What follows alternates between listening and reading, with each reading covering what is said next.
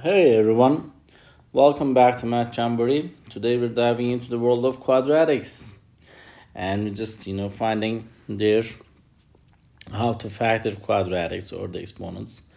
In this specific type of a question, the College Board is asking this type of a question in their released digital SAT exams, and this type of questions you might face it again in the test. So that's why I wanted to create these questions for you so that you can practice and get better.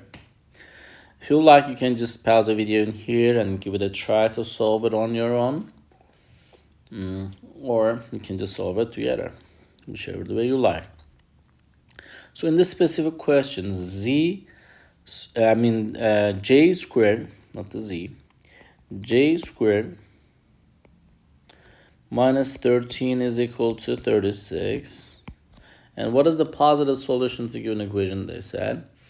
And we will add 13 to both sides of the equation. So this will be j squared will be equal to 49. To get j by itself, we will take a square root of both sides.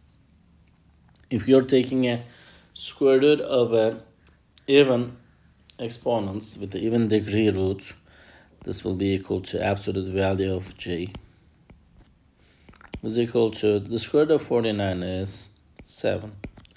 So the j can be either 7 or, since this is absolute value, the absolute value is, remember the topic of absolute value. Absolute value is kind of telling you that how far a number from 0 on a number line.